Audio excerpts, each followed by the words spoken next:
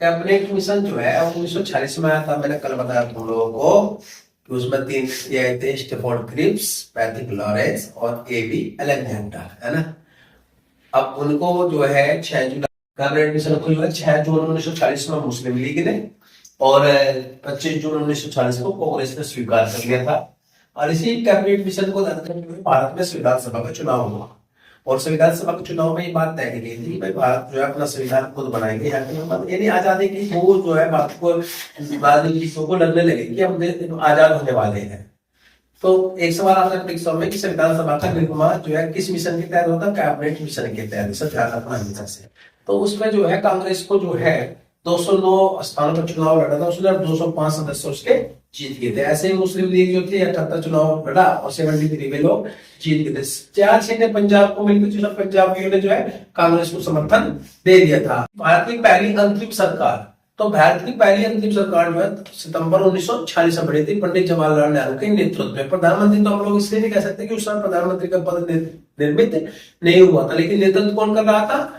नेहरू जी नेतृत्व करे। तो एक सवाल आता है कि मुस्लिम लीग उसमें कब शामिल हुई थी? तो अक्टूबर में मुस्लिम लीग के 5 सदस्य जो है उस मंत्रिमंडल में मंत्री बने थे। तो पूरा का पूरा मंत्रिमंडल हमें याद करना होता है। एक तो मंत्रिमंडल याद करना होगा और एक होगा 1947 की जब देश आजाद हो जाता है उस समय भारत का मंत्रिमंडल बनता है चुनाव से पहले। तो चुनाव पहले कब होते हैं? 1951 में चुनाव होते हैं पहले, जो लोकसभा के चुनाव होते हैं, तो उससे पहले भी भारत में सरकार बनती है। तो एक वो मंत्रिमंडल याद करना होता है। तो उन दोनों ही मंत्रिमंडलों से प्रश्न परीक्षाओं में आते हैं। तो पहली अंतिम सरकार 2 सितंबर 1946 में बनी थी नेहरू जी के नेतृत्व में। अब क्या बात हुई? अब 16 अगस्त 1946 में जो है मुस्लिम लीग ने प्रत्यक्ष कार्रवाई दिवस शुरू कर दिया। ये बहुत ही इंपोर्टेंट डेट है, 16 अगस्त 1946 प्रत्यक्ष कार्रवाई दिवस। इसके प्रस्तुत करते ही पूरे बंगाल में, बिहार में, पंजाब में जो है हिंदू मुस्लिम झगड़े होने लगे। एक बंगाल में पड़ता है नोआखली विद्रोह। नोआखली विद्रोह में बहुत ज्यादा लाखों लोग मारे गए थे और वहां पे महात्मा गांधी ने जो है वहां पे जाकर लोगों को शांत किया था। इसलिए महात्मा गांधी को वन मैन बाउंड्री किसने बोला था? माउंट बेटन ने बोला था। उसी व्यक्ति ने जाकर उस विद्रोह को शांत किया। माउंट बेटन योजना आती है 3 जून 1947 की, जिसको हम लोग भारत विभाजन योजना भी कहते हैं। याद रखना 3 जून 1947 माउंट बेटन योजना, जिसको हम लोग क्या बोलते हैं? भारत विभाजन योजना। अब भारत विभाजन की बात आने लगी। भारत विभाजन की बात जो है, इस विभाजन के जो प्रस्ताव को जो है गोविंद बल्लभ पंत ने जो है वो अपने कांग्रेस के पटल पर रखा और अबुल कलाम आजाद ने इसका समर्थन किया। अबुल कलाम आजाद वो व्यक्ति था जिसने पहले भारत के विभाजन का विरोध किया है। लेकिन उसके बाद में एक बात है कि हम लोगों के पास यानी कांग्रेस के पास कोई चारा है ही नहीं है भारत विभाजन के अलावा। इस विभाजन का जो समर्थन कर रहे थे वो गांधी कर रहे थे। गांधी शुरुआत में विरोध कर रहा था, बाद में गांधी समर्थन में आ गया था। नेहरू, गांधी और पटेल इसका समर्थन कर रहे थे और इस विभाजन का जो विरोध कर रहे थे वो कौन कर रहे थे? पुरुषोत्तम दास टंडन कर रहा था, डॉक्टर किचलू कर रहा था, हफीजुर रहमान कर रहा था।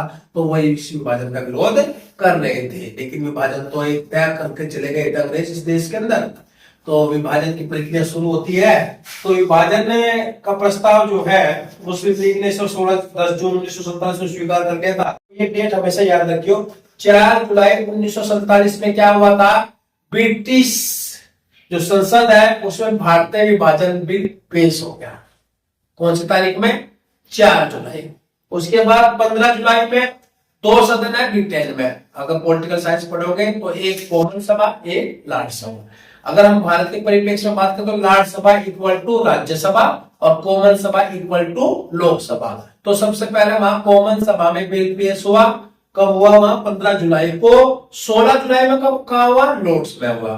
लोकसभा जो है उसमें 16 जुलाई में पास हो गया और भाई 18 जुलाई को ब्रिटिश सम्राट ने इसके हस्ताक्षर कर दिए और उसके आधार पर तय किया गया था कि 1948 में हम लोग जो है इस देश को आजाद करके चले जाएंगे। लेकिन उससे पहले देश आजाद हो गया था और 14 अगस्त को पाकिस्तान और 15 अगस्त को भारत जो है देश आजाद हो गए थे। तो भारत जो है 2 डोमिनियन स्टेट्स में बदल गया था। किस में? पाकिस्तान में और भारत में। अब एक सवाल इसमें ये आता है कि भारत की आजादी के समय इंग्लैंड का राजा कौन था? तो इंग्लैंड का राजा था सम्राट जॉर्ज सष्टम। दूसरा सवाल ये आता है कि उस समय कांग्रेस का अध्यक्ष कौन था? तो कांग्रेस का अध्यक्ष था उसमें JB कृपलानी। तीसरा सवाल ये आता है कि स्वतंत्रता प्राप्ति के समय जो ब्रिटेन का प्रधानमंत्री कौन था? तो ब्रिटेन का प्रधानमंत्री था एटली। ये 3 सवाल ध्यान रखना। प्रधानमंत्री इटली, राजा जॉर्ज षष्ठ, कांग्रेस का जेबी करपलानी। तो इससे ये सब चार